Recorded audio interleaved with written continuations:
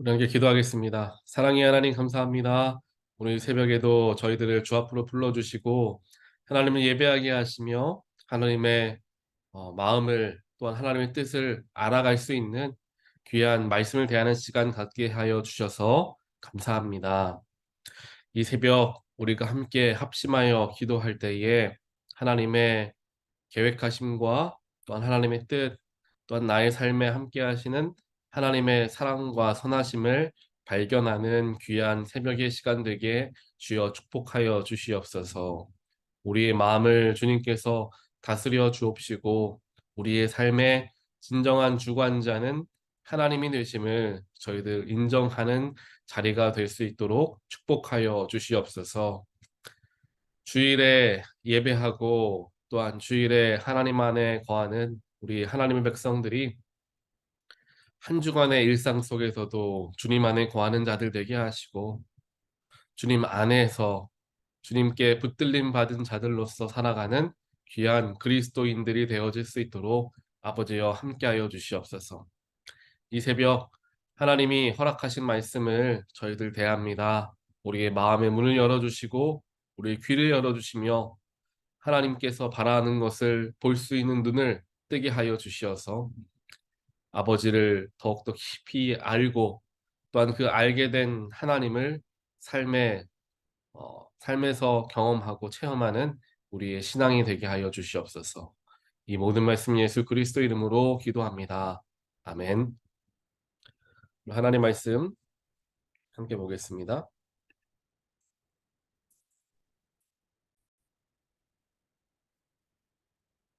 예레, 예레미야 애가 3장 말씀입니다.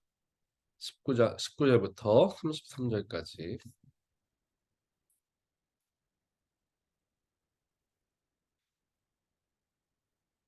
내가 겪은 그 고통, 쓴 쑥과 쓸개즙 같은 그 고난을 잊지 못한다. 잠시도 잊을 수 없으므로 울적한 마음을 가눌 길이 없다. 그러나 마음속으로 곰곰이 생각하며 오히려 희망을 가지는 것은 주님의 한결같은 사랑이 다함이 없고 그 긍휼이 끝이 없기 때문이다. 주님의 사랑과 긍휼이 아침마다 새롭고 주님의 신실이 큽니다. 나는 늘 말하였다. 주님은 내가 가진 모든 것, 주님은 나의 희망. 주님께서는 주님을 기다리는 사람이나 주님을 찾는 사람에게 복을 주신다. 주님께서 구원하여 주시기를 참고 기다리는 것이 좋다.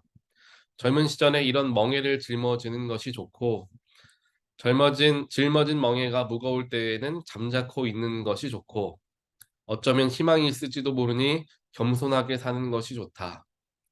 때리 여는 사람에게 뺨을 대주고 욕을 하거든 기꺼이 들어라. 주님께서는 우리를 언제까지나 두지는 않으신다. 주님께서 우리를 근심하게 하셔도 그 크신 사랑으로 우리를 불쌍하게 여기신다. 우리를 괴롭히거나 근심하게 하는 것은 그분의 본심이 아니다. 아멘.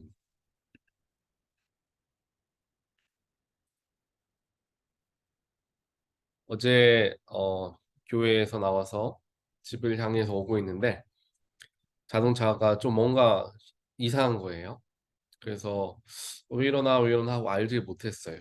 그러다가 잠깐 어디에 들렀는데 봤더니 자동차 타이어에 또 플래시 된 거예요. 타이어가요. 아마 오늘 올해 들어서 한 3번 정도 플래시 된 것 같은데 봤더니 이제 못이 차 바퀴에 박혀 있더라고요. 그래서 그걸 발견하고 이제 그 타이어를 수리하는 데까지 가는 길에 제 마음이 굉장히 불편한 거예요. 힘든 거예요. 그래서 올해 몇 번째나 지금 타이어에 플래시 되나 그런 좀 안타까운 마음도 있었고요.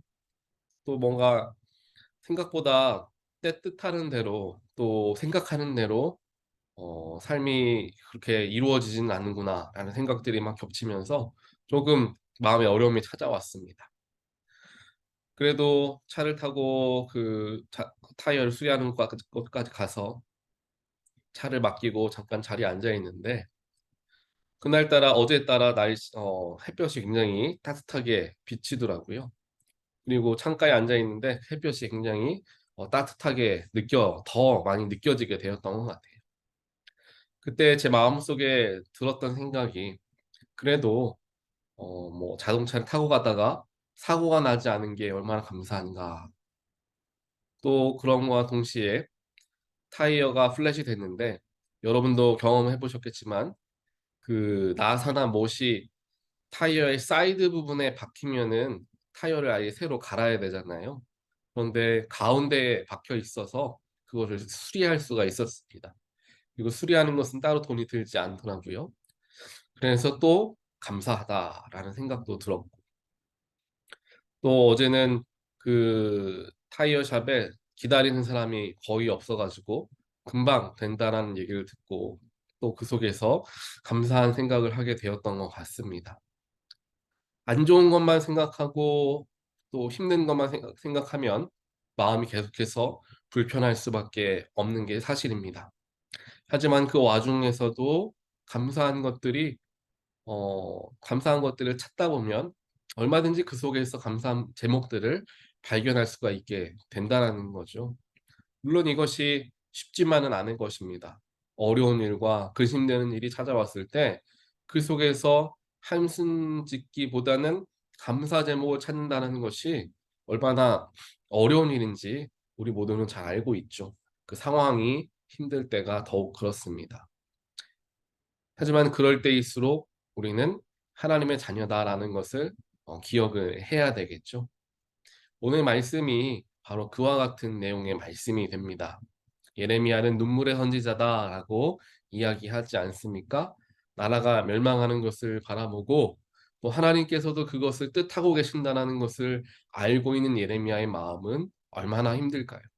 그는 어려웠었던 한 때를 보냈던 사람, 삶의 순간 좀 어떤 때에는 어려운 일이 있었고 어떤 때에는 좋은 일이 있었고 이러한 삶을 살아갔던 인물이 아닙니다. 그의 삶의 거의 전체가 항상 힘들고 어려운, 하나님의 그러한 아픈 말씀을 전해야만 하는 그러한 삶을 평생을 살아간 사람이었어요. 그렇게 슬픔과 눈물의 삶을 살아갔던 예레미야의 삶 속에서도 그럼에도 불구하고 소망을 잃지 않게 하시는 하나님을 그 속에서 발견하고 그 하나님께 감사하는 예레미야의 삶의 모습을 보게 되는 겁니다. 오늘 말씀에서 시작하는 부분에 나오지 않습니까? 내가 겪고 있는 이 고통과 정말 그 쓸개즙 같이 쓰디쓴 그 고난을 내가 너무나 그 속에서 힘들다라는 고백을 먼저 하며 시작합니다. 그 힘듦과 고난 때문에 그것을 잠시도 잊을 수가 없고 우울한 마음을 가눌 길이 없다.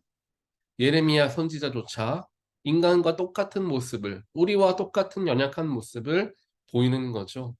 삶의 어려움이 찾아옵니다. 고통이 찾아옵니다. 그러면 어떻습니까? 항상 그게 생각나죠. 항상 그 고통과 어려운 문제가 마음을 떠나지 않아서 우리를 괴롭힙니다.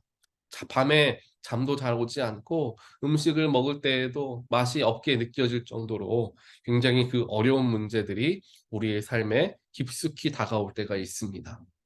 그리고 그와 더불어 마음이 우울해지죠. 참 소망이 없다. 내 앞날을 내가 어떻게 살아가야 하나? 이 문제를 내가 어떻게 해결해야 하나? 생각이 날 때마다 한숨밖에 나오지 않는 우리의 삶과 똑같이 예레미야 역시 그러한 때를 보내고 있는 거예요. 하지만 21절에서 이야기합니다. 그러나 라고 이야기하죠. 계속해서 이 고통과 이 어려운 문제, 이 고난을 항상 생각하고 우울한 마음이 들지만 그러나 라는 마음의 전환이 필요하다라는 거예요. 언제까지 힘들다, 어렵다, 거기에만 우울한 마음 가운데 있을 수는 없는 거죠. 그러나 하면서 돌이켜야 되는 거예요. 그러면서 뭐라고 이야기하느냐? 그러나 마음속으로 곰곰이 생각해 보니 오히려 희망이 있더라. 예레미야는 고백합니다. 마음속으로 곰곰이 생각했다라는 것을 우리는 기억해야 하는 거죠.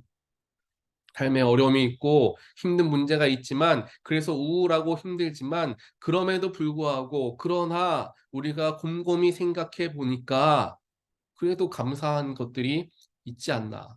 그래도 소망이 있지 않나라는 것을 발견할 수 있더라라는 것입니다.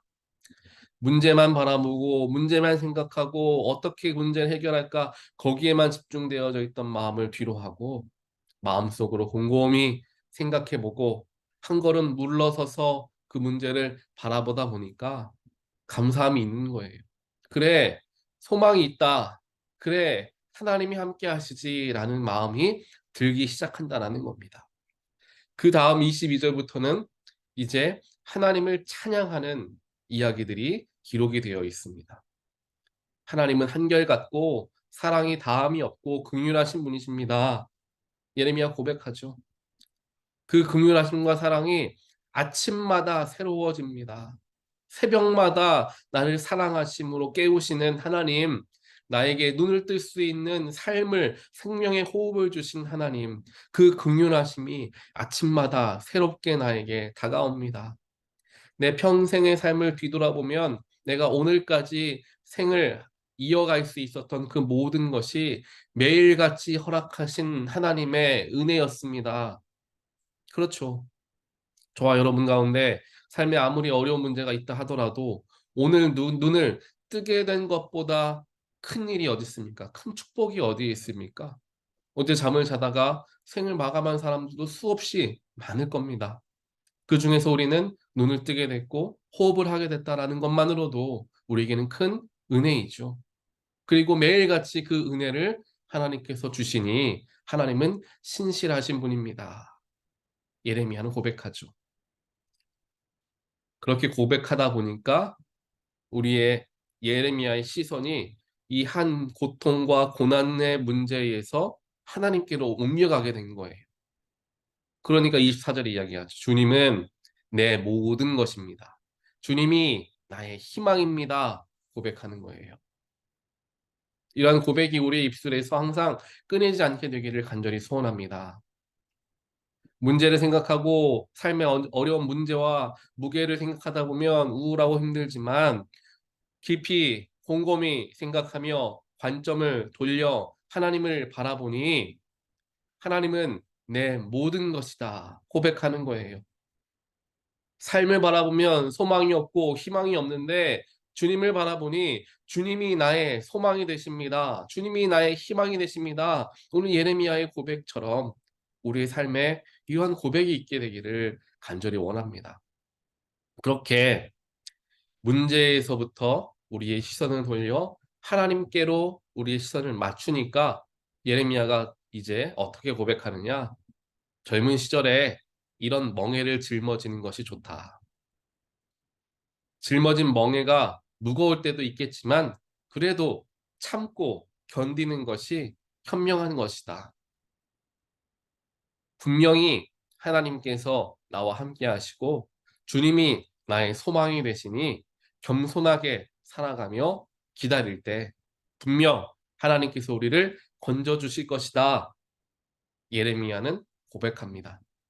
이제 문제가 아닌 하나님을 보는 거죠. 하나님을 보니까 모든 것 대신 하나님이 나와 함께 하시고 아침마다 나에게 사랑과 긍휼을 허락하여 주시고 신실함으로 나와 동행하여 주시고 나의 소망이 되시며 희망이 되시는 하나님을 바라보니까 내 마음에 감사가 들어오고 소망과 희망이 찾아오고 다시금 힘이 생겨나는 놀라운 은혜를 경험하고 있는 예레미야의 모습이 바로 저와 여러분의 모습이 되기를 주님의 이름으로 간절히 축원드립니다. 세상을 바라보고 문제를 바라보면 예레미야와 같이 똑같이 탄식이 나오고 고통과 그 고난 속에 잠도 못 자는 그러한 삶을 살아갈 수밖에 없습니다. 이것은 아무리 믿음이 좋고 아무리 하나님과 동행하는 예레미야와 같은 사람도 똑같이 경험하는 모습입니다. 우리 모두가 동등하게 이런 연약함을 가지고 있지만 그것에서부터 이겨낼 수 있는 방법. 그 속에서 즉 탄식과 원망함과 답답한 마음을 감사와 기쁨으로 바꾸는 방법은 문제가 아닌 하나님을 바라보는 수밖에 없음을 오늘 예레미야 애가 3장 말씀을 통하여 하나님께서는 우리에게 가르쳐 주고 계십니다. 사랑하는 성도 여러분, 우리의 삶의 곳곳에서 우리는 하나님을 발견할 수 있어야 합니다. 저에게 있어서는 감사하게 어제 그 따뜻한 햇살이 저에게 비추는 그것을 느끼면서 마음을 하나님께로 맞추었었던 것 같아요. 그래, 그래도 따뜻한 햇볕을 하나님이 주시는구나 라는 마음을 갖게 되니까 하나님을 생각하고, 그래, 하나님은 이런 분이시지 라는 마음을 얻게 되었던 것입니다. 그와 같이 우리의 삶에서 하나님을 발견할 수 있는 것에 우리가 눈을 분명하게 뜨게 되기를 원합니다. 하나님께서는 정말 사소한 것 같지만 그러한 것을 통하여서 우리에게 나타나십니다. 우리에게 말씀하십니다. 우리를 이끌어 주십니다. 더 이상 힘들고 어려운 그 속에서 우울함과 힘든 가운데 있지 말고 빛 가운데로 나오고 소망 가운데로 나오고 감사함 가운데로 나오라는 하나님의 분명한 뜻들이 우리의 삶에서 발견되어진다라는, 그렇게 우리의 삶의 여러 군데에서 발견되어지는 하나님을 놓치지 않게 되어서 나의 시선을 자꾸만 우리의 육신은 세상에 마음을 쓰게 하고 세상을 바라보게 하지만 성령님은 항상 우리의 마음을 하나님께, 예수 그리스도께 향할 수 있도록 우리를 이끌어 주시고 인도하여 주십니다.